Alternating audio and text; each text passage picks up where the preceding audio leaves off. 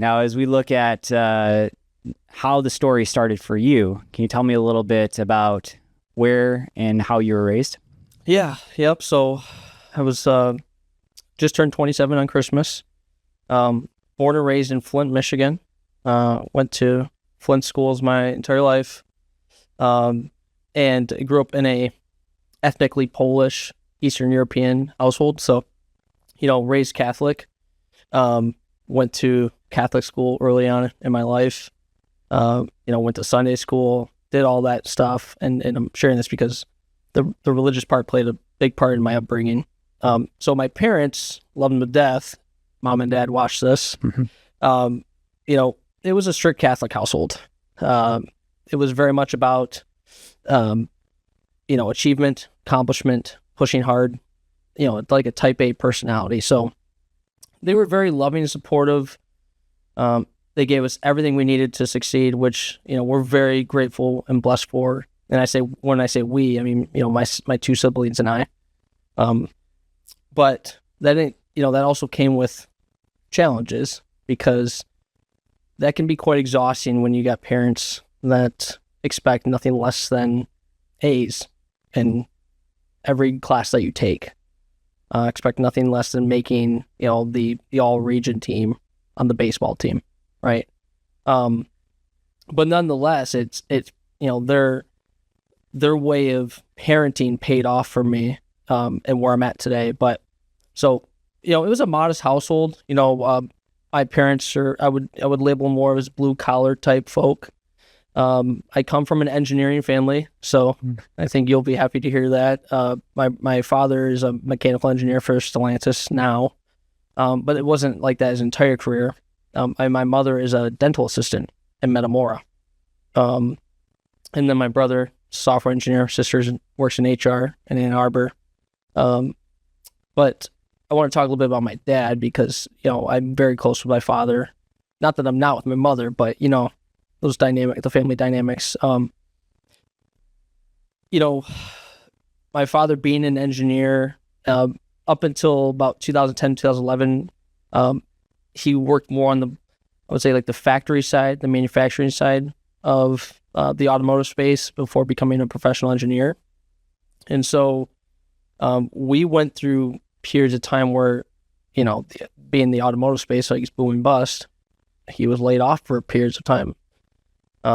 And that's where we learned our deepest, the deepest lessons, because specifically in the great financial crisis back in 2007, 2008, we were hit hard as a family then. And my parents, were figuring out some marital issues. I'll just leave it at that. So there was family dynamics going on too. But my father had lost his job for like 9 to 10 months. And so it just led to some very hard times for us. We're almost living hand to mouth. And how old were you during this? So this would have been... So I was born in Christmas of 97. So at that time I was, 10 or 11. 10 or 11, okay. Yeah, so young enough that I was naive, old enough to remember. Mm-hmm. So I didn't know entirely what was going on. But when I look back now, those were very challenging times. Like, I remember my father skipping meals at times, so us kids could have more quality food. He'd stick with the PB&Js.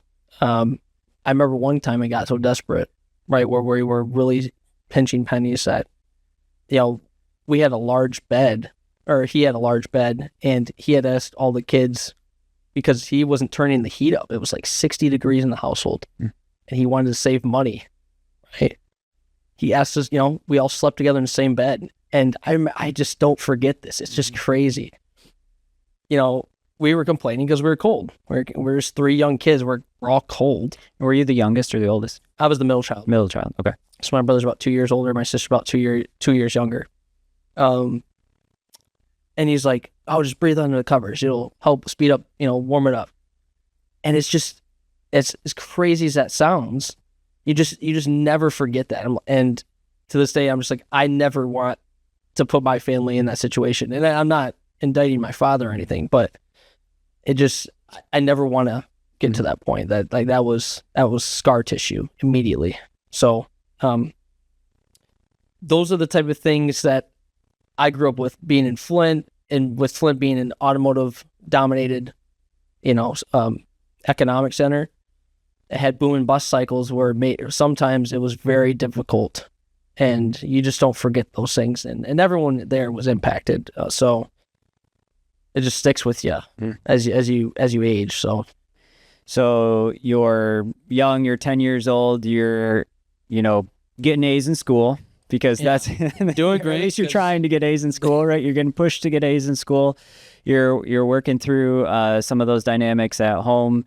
When was your first kind of, I don't want to say business interest, but when did you start getting interested in entrepreneurship and kind of your first business? Yeah, I would say probably shortly thereafter, because again, there was financial issues with the great financial crisis and everything that came with it. And I witnessed that firsthand in my household, and I didn't want to be that way when I was older. So, Google and YouTube were becoming more and more prevalent at that time. YouTube was still in its very, very early stages.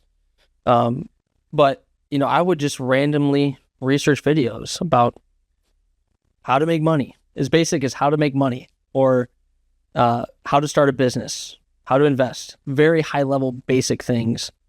But then I would just go down these YouTube and Google University rabbit holes, and it caught fire. Like, it just had a fire within me. I was like, this is very interesting to me.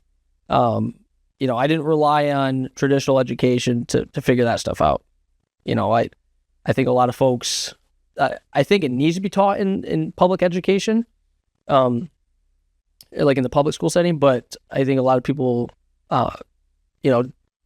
depend too much on that, or would depend too much on that. I think they need to kind of get out there and learn on their own. And Google and YouTube University is what I call them. They're free. You can go do that anytime. So I would say around 12, 13 is when I really started getting interested in that. And right around that same time, like the 12 to 14 years old. So we're talking later middle school, early high school. That's when I actually started like really making money, like working. So one of my first jobs was vending, being a vendor at Spartan Stadium. So I'm a Sparty fan. Mm-hmm. And this is also where, I started my sales career, I'd say. You got the guys and the gals that walk around with hot chocolate and water around their chests and stuff, and are screaming at you to buy it and all that stuff. That's what I did for a couple years with my buddies. One of my buddies had a family friend that they had a stall there, and 100% commission based. You took home 10% of everything that you sold. $7 hot chocolates, $4 waters. And so, my friends, they varied in terms of seriousness. Some of my friends just kind of watched the football game and didn't really care. And if people came up to them to buy it, that's great. I was going around, I was screaming at people and out there hustling. I was making about $80 to $100 a game. Wow. And at that time, as a young kid too, I was just, oh my God, I'm rich, And, so I started saving a little bit of money, and, my dad was, and has always been interested in stocks, and he's a seasoned investor at this point. And I remember 14, 15 years old, freshman year of high school, getting a custodial account through my father. And the first stock I invested in was ConocoPhillips at the time. It was an oil company. And again, this is the naive, ignorant part of me. Like, I held it for like a month, and I lost like a little bit of money on it because I didn't know what I was doing, and my dad was just letting me just kind of learn and figure it out myself. But that was the center point for me. That's where it all started. And then from there, just, over time, I just accumulated my own knowledge, again, through Google and YouTube, and then just through lived experience too. That's kind of where it all started. But especially the sales and the entrepreneurial spirit, vending at Spartan Stadium was the center of it all. That's where it all started. What'd you like most about that? Like, I I think there was a competitive piece of it, right? You wanted to beat your friends, you know, because like the top salesman or whatever, you know, they would get like some like $25 bonus at the end, which I won, I think, once or twice. But I don't know, it's just the interaction. I just like being around that huge crowd of people. And, you know, being from Flint, like there was tons of Sparty fans in Flint. Flint's only 50 minutes away from Lansing, roughly. So I'd run into people from my high school and my community sometimes. And I don't know, it's just the interaction. I just enjoyed it, you know. In the competitive side, did you play sports? Yeah, you know, played baseball for 15 years of my life. I did play football and basketball, but quickly figured out basketball was not for me. Football, I was decent, but I stopped going when I got into high school because the risk reward wasn't there for me, and I felt like baseball I could go further, which I did. I did go further in baseball, so you know, there was, you know, that competitive edge has always been within me, and that's what I enjoyed most.